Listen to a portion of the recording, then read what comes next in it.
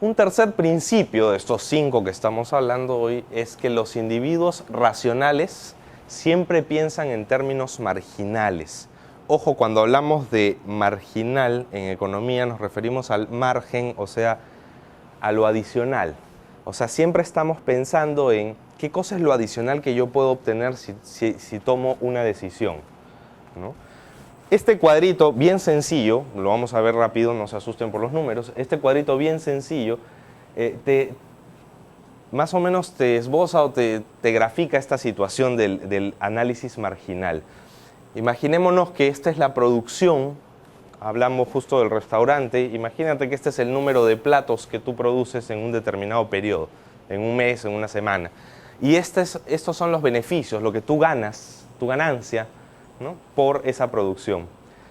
¿Cuánto sería lo ideal ahí? ¿Cuánto deberías tú llegar a producir y vender en un determinado mes o en una determinada semana? ¿Cuál es la cantidad que es la ideal entre todo esto? ¿Cuántos platos producirías? ¿100, 200, 300, 400? ¿Cuántos? ¿Sí o no? Entre 500 o 600 aparentemente, porque si produzco yo 500 o 600 estoy hablando de que tengo el beneficio máximo, ¿cierto? El beneficio va a ser más alto cuando yo esté produciendo esta cantidad de platos. Ese va a ser el máximo beneficio que yo puedo obtener. Bueno, el análisis marginal, por ejemplo, se refiere a esto.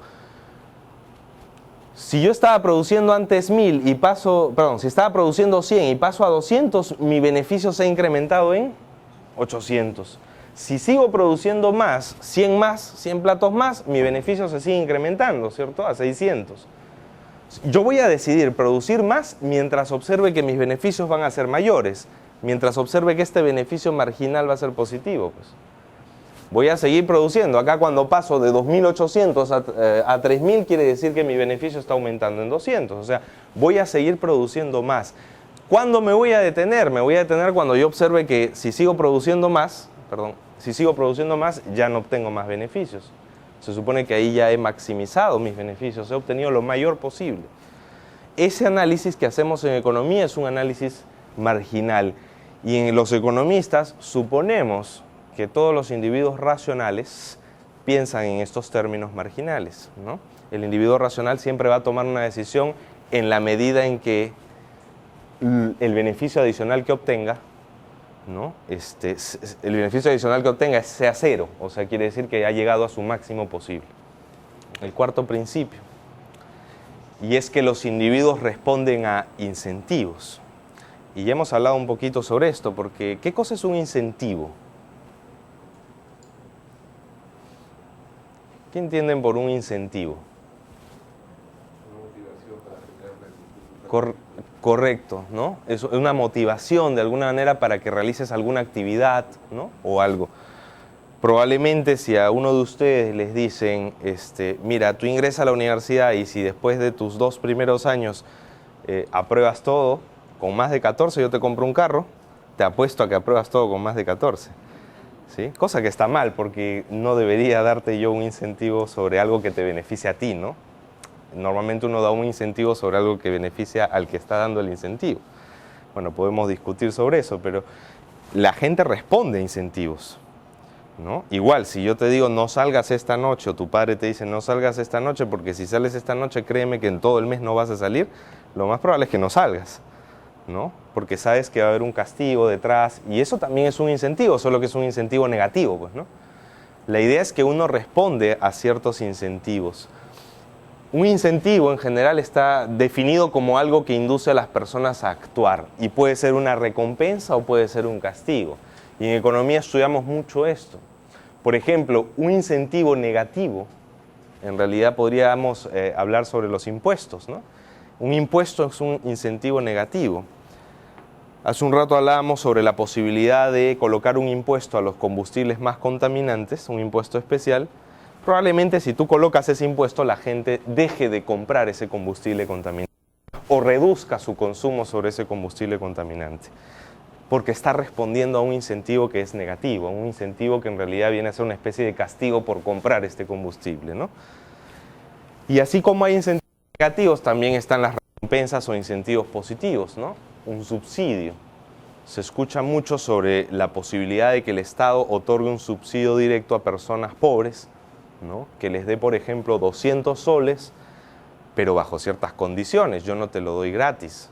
El Estado dice, yo te doy 200 soles siempre y cuando todos los meses yo sepa que tu hijo va a estar bien alimentado y que va a estar asistiendo a la escuela todos los días. Mientras tú cumplas con eso, yo te doy tus 200 soles. Y probablemente la madre o el padre de familia se preocupen porque su hijo se alimente bien y vaya a la escuela. Probablemente lo hagan porque saben que van a recibir ese dinero. Entonces, se debe, en economía, antes de tomar decisiones sobre colocar impuestos o sobre otorgar beneficios o subsidios, se debe hacer un estudio de cómo va a reaccionar esa persona. Si realmente va a responder o no va a responder.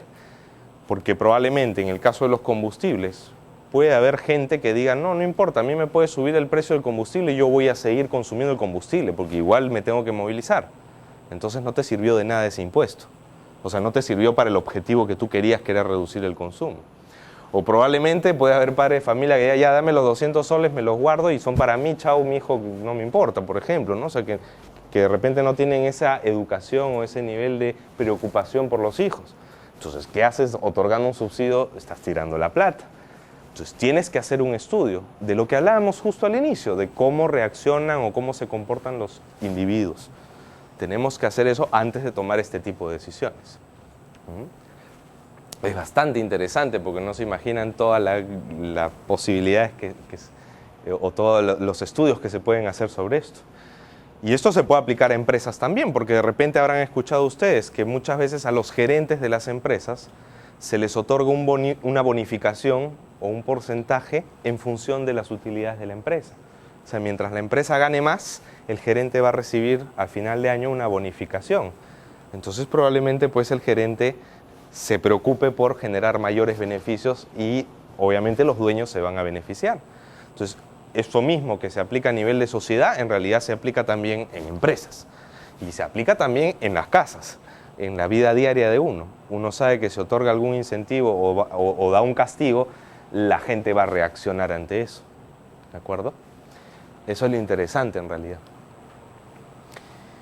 Y el quinto principio del que les quería comentar es que el comercio puede mejorar el bienestar de todo el mundo. Cuando hablamos de comercio ya internacional, ¿no? O sea, en realidad, si no existiera la posibilidad de intercambiar productos entre países, y si no existiera, pues, o si hubiesen barreras y nadie puede salir de los países y cada uno vive en su país como una isla, probablemente, por hablar de un país, Japón esté condenado a consumir solamente autos Toyota o Suzuki, o sea, aquellos que se fabrican solo en Japón, y la marca Sony en lo que es tecnología. Y Estados Unidos probablemente pues está condenado a consumir autos Ford o los que produzca General Motors y productos de tecnología de Apple. Pero gracias al comercio es que estos países pueden intercambiar sus productos y en general esto es un ejemplo entre dos países y algunos productos, pero si hablamos de todo el mundo, tenemos una mayor variedad de productos para elegir. Finalmente, quienes se benefician somos los consumidores, todos los que compramos estos bienes, estos productos, ¿sí? Eso es lo importante, ¿no? Esa es la importancia del comercio. El comercio genera mayor bienestar a todo el mundo, ¿no? Podemos llegar a intercambiar productos, podemos sacar productos, hace un rato hablamos de la páprica y entre otros, ¿no? Los espárragos, productos que probablemente se encuentren solamente en el Perú o cuya calidad es mejor en el Perú y podemos exportarlo a otros países que no tienen esa oportunidad de consumo.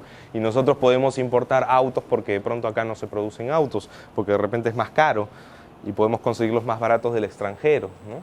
Si fuésemos una isla estaríamos más restringidos. Y finalmente, ¿cuál es la ventaja pues de que haya este intercambio y haya más variedad de productos? Es que los precios bajan porque hay mayor competencia, pues. Si solamente tuviéramos un solo producto, lo más probable es que ese productor trate de ganar lo máximo posible e incremente el precio. Pero si vienen de otros países productos más baratos, lo que va a hacer ese productor es tratar de bajar su precio para no perder su mercado, ¿no? Entonces, finalmente lo que se beneficia o los que nos beneficiamos somos todos los consumidores, ¿sí? Ante estas decisiones de comercializar o de tratar comercio con otros países, ¿no? Para cerrar, justamente la idea de vincular la economía con los negocios internacionales está relacionada con este principio, ¿no? Sabemos pues que si el comercio beneficia a los consumidores y beneficia al mundo, debemos tomar decisiones acertadas y negociar correctamente con el extranjero. Negociar ya sea a través de los tratados de libre comercio o para llegar a un acuerdo bueno de qué cosa yo puedo exportar y qué cosa voy a importar de otros países. Y también a nivel de empresas, porque si uno trabaja en una empresa, la empresa también se puede dedicar a exportar sus productos afuera y tiene que de alguna manera negociar con otra empresa que es la que le va a comprar esos productos. Entonces, yo tengo que evaluar bien cuál es el mercado al que yo me voy a dirigir, ¿no? Probablemente yo no voy a sacar pues, algún producto donde sé que no lo van a consumir o donde no les gusta, ¿no? De repente quiero sacar espárragos y el país donde yo estoy tratando de exportar esos espárragos, no les gustan los espárragos, no les vas a cambiar los gustos. No les vas a cambiar los gustos, probablemente tengas que buscar otro mercado. Y eso lo tienes que hacer analizando mercados, analizando costos, analizando el comportamiento de los individuos del otro país. Y eso es análisis económico finalmente. Igual ocurre pues cuando hablamos de a nivel de país, ¿no? ¿Con quién voy a negociar? ¿Qué productos voy a traer hacia mi país a libre arancel, significa sin impuestos? ¿Y qué cosa yo puedo sacar hacia esos países? Esas decisiones que se toman tanto a nivel empresarial como a nivel de empresa requieren de un análisis puramente económico, ¿no? Y básicamente con eso nosotros nos vinculamos a través de la carrera de Economía y Negocios Internacionales.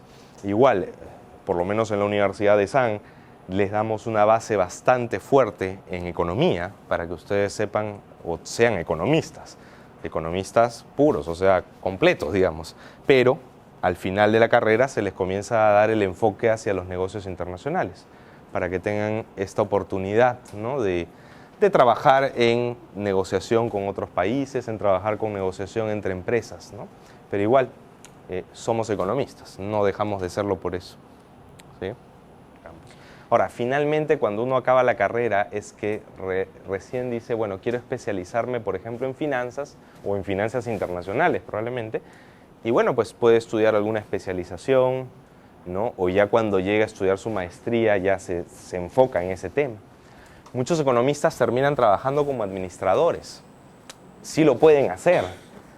Bastaría con, de repente, estudiando un MBA, ¿no? Una maestría en administración, de repente les puede dar más refuerzo, ¿no? Pero sí lo pueden hacer sin ningún problema.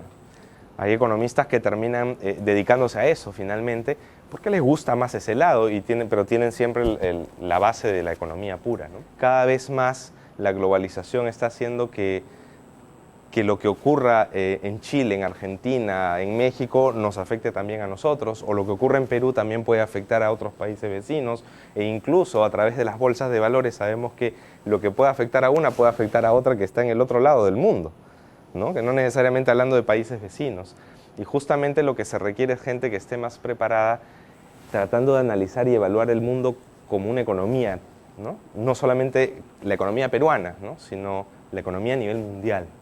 Entonces, ese es el enfoque básicamente que se le quiere dar, entendiendo ya las negociaciones internacionales, entendiendo el comercio internacional como parte de tu propio comercio, como parte de tu país también. Esa es la idea y el enfoque. Como le digo, finalmente la preparación es de economista. O sea, uno tiene el título de economista y no va a dejar de ser economista. El enfoque que se le da es justamente para que estén más preparados viene a futuro, ¿no? Que es la economía como el mundo como una economía, ¿no? No el Perú solamente. Muchas gracias a ustedes por haber escuchado esta charla. Espero que les haya dado algunas ideas sobre lo que es la carrera de economía en general, ¿no? Muchos éxitos a futuro. Que les vaya bien. Gracias. Le damos un fuerte aplauso, por favor. Gracias.